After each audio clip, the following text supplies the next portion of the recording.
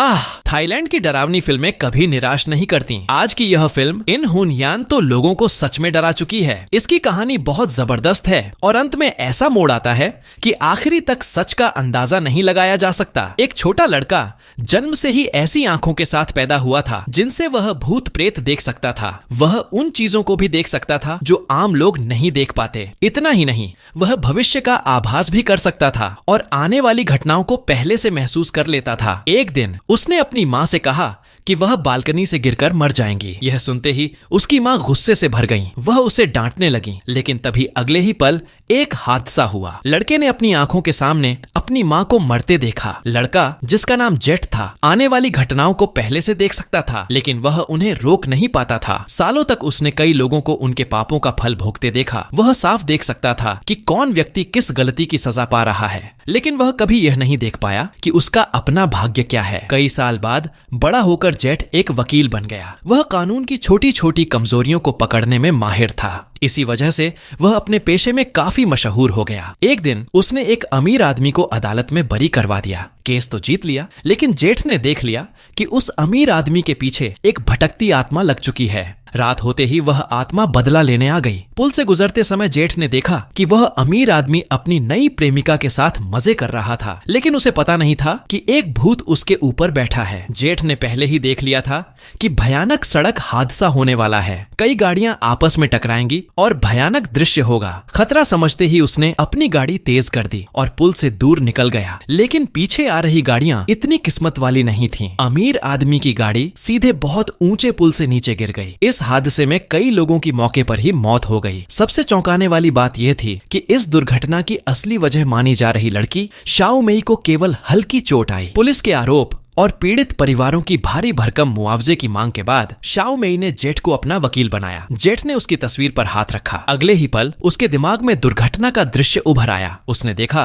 कि हादसे के समय शाओ मेई की आंखों को एक भूतिया हाथ ने ढक रखा था। इसी वजह से दुर्घटना हुई। इससे साफ था कि भूत असल में शाओ मेई को मारना चाहता था, लेकिन क्यों, यह जेठ समझ नहीं पा रहा था। भूत से बचाने के लिए जेठ तुरंत शाओ मेई के अस्पताल के कमरे में पहुंचा। वहां उसने कुछ आत्माओं को उसके बिस्तर के पास खड़ा देखा। वह जानता था कि ये वही लोग हैं जो पिछली रात हादसे में मारे गए थे। उसने शाओ मेई से कहा कि उसे डर और सम्मान के साथ रहना चाहिए, नहीं तो आत्माएं कभी भी बदला लेने आ सकती हैं। लेकिन शाओ मेई ने उसकी बात पर विश्वास नहीं किया। उसने कहा कि 21वीं सदी में जब विज्ञान इतना आगे है, भूत प्रेत जैसी बातें बेकार हैं। मजबूर होकर जेठ ने उसे एक तरीका बताया जिससे वह आत्माओं को देख सकती है। उसने कहा कि दोनों पैरों को फैलाकर झुको और पैरों के बीच से पीछे की ओर देखो। लेकिन उसने चेतावनी दी, बेहतर है कि बिना वजह ऐसी चीजें देखने की कोशिश मत करो। यह कोई वरदान नहीं है, यह एक श्राप है। आधी रात को शाओ मेई अचानक नींद से जाग गई। उस समय जेठ बालकनी में खड़ा था और बिल्कुल हिल नहीं रहा था। दिन में मजाक किए जाने का बदला लेने के लिए शाओ मेई उसे जोर से डराने के इरादे से आगे बढ़ी, लेकिन जैसे ही उसने मुड़कर देखा,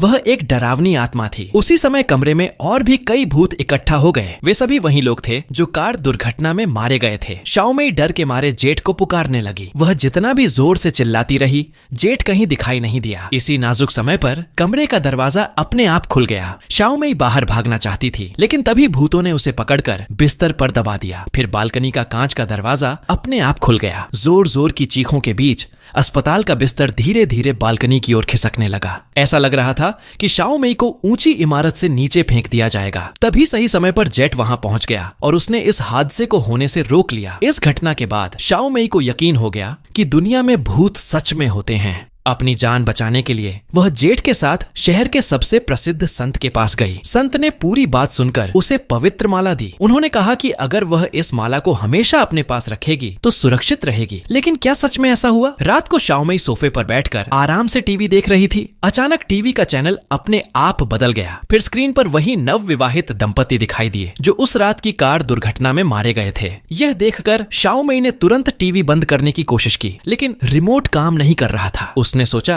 कि बिजली का प्लग निकाल देगी तो सब खत्म हो जाएगा, लेकिन टीवी फिर से अपने आप चालू हो गया और बार बार वही दुर्घटना का दृश्य दिखाने लगा। थोड़ी ही देर में वह मृत दंपति उसके पास आकर खड़े हो गए। उन्होंने उसके सामने ही शादी की तस्वीरें खींचनी शुरू कर दी। ये सब देखकर शाओ मेई डर से पूरी तरह टूट गई। आखिर में जेट वहां पहुंचा और उसे बचा लिया, लेकिन दूसरी ओर जेट की प्रेमिका शाओ च्योंग की किस्मत इतनी अच्छी नहीं थी। वह पियानो बजा रही थी, तभी अचानक पियानो की चाबियों पर खून से भरे हाथों के निशान दिखाई देने लगे। शाओ च्योंग बहुत डरी हुई थी, फिर भी उसने झुककर देखने की कोशिश की। अगले ही पल कुछ भयानक हुआ। जब जेठ वापस आया तो शाओ च्योंग दरवाजे पर बैठी थी और उसकी हालत बहुत खराब थी, जैसे उसकी आधी जान निकल गई हो। अपनी प्रेमिका को शांत करने के लिए जेठ उसे कॉफी पिलाने ले गया, लेकिन उसी समय जेठ को एक दृश्य दिखाई दिया जिसमें उसकी प्रेमिका नदी में डूब रही थी। इस हादसे को रोकने के लिए वह शाओ च्योंग को नदी किनारे ले गया। अपने देखे हुए दृश्य के अनुसार उसने उसे पानी में दबा दिया। वह नकली मौत का नाटक करके किस्मत बदलना चाहता था। उसने कहा, शांत रहो शाओ च्योंग, शांत रहो। तुम मौत के दरवाजे से होकर वापस आई हो। अब से तुम्हारा नया जीवन शुरू हुआ है। अपनी प्रेमिका की समस्या सुलझाने के बाद जेठ फिर से शाओमेई की हालत को लेकर चिंतित हो गया। इसके बाद जेठ बिना देर किए शाओमेई को फिर से मंदिर ले गया। संत के कहने पर शाओमेई को एक ताबूत में लेटना था और आत्माओं से माफी मांगनी थी।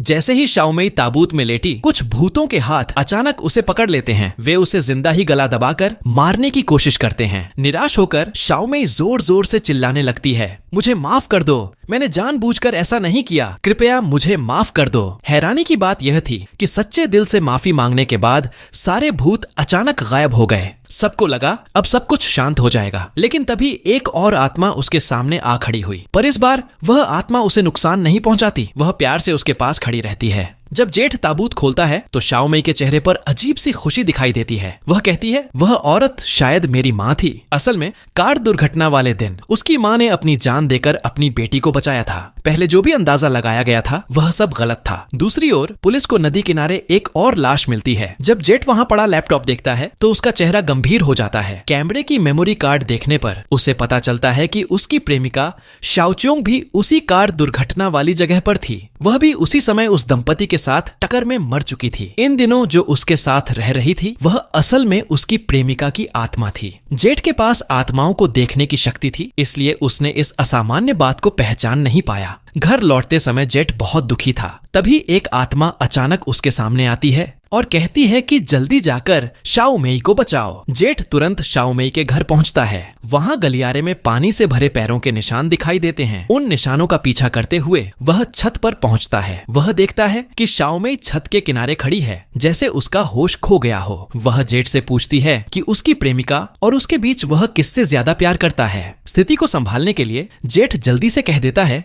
कि वह शाओमेई से सबसे ज्यादा प्यार करता है, लेकिन यह सुनते ही शाओमेई गुस्से में आ जाती है। असल में उसकी प्रेमिका शाओ च्योंग की आत्मा उसके शरीर में आ चुकी थी। इतना कहकर वह शाओमेई के शरीर को कूदने के लिए मजबूर कर देती है। सही समय पर जेठ आगे बढ़कर उसका हाथ पकड़ लेता है। जैसे ही दोनों का संपर्क होता है, जेठ के दिमाग में पुरानी बातें साफ साफ सामने आ जाती हैं। असल में जेठ एक बुरा इंसान था। कई साल पहले उसकी प्रेमिका गर्भवती हो गई थी। वही औरत शाओमेई की माँ थी, लेकिन जेठ ने बच्चे को गिराने के लिए कहा। इतना ही नहीं, उसी समय वह अपनी प्रेमिका की सहेली के साथ भी संबंध में था। वही सहेली अब उसकी प्रेमिका शाओ च्योंग थी। शाओमेई की माँ ने अकेले बच्चे को जन्म देने का फैसला किया, लेकिन प्रसव के समय और ऑपरेशन के दौरान उसकी मौत हो गई। सौभाग्य से शाओमेई को शहर के सबसे अमीर व्यक्ति ने गोद ले लिया और वह बड़ी होकर जवान हुई। सहेली द्वारा प्यार छीन लेने और जेठ के धोखे के कारण शाओमेई की मां की आत्मा बदले की भावना से भटकती रही। उसी ने कार दुर्घटना कराकर सहेली को मरवा दिया और अपना बदला पूरा किया। उसने शाओमेई की आंखें इसलिए ढकी थीं क्योंकि वह अपनी बेटी को वह खून से भरा दृश्य नहीं दिखाना चाहती थी। जब जेठ को पता चला कि शाओमेई उसकी अपनी बेटी है तो उसे गहरा पछतावा हुआ। उसने पूरी ताकत से शाओमेई को ऊपर खींच लिया, लेकिन खुद वह 100 मीटर ऊंची इमारत से नीचे गिर गया। कहानी के अंत में जेठ नहीं मरता, लेकिन वह जीवन भर बिस्तर पर अपाहिज हो जाता है। शायद यही उसके लिए सबसे बड़ी सजा थी। अच्छे और बुरे कर्मों का फल जरूर मिलता है। इंसान को हमेशा अच्छे विचारों के साथ जीना चाहिए।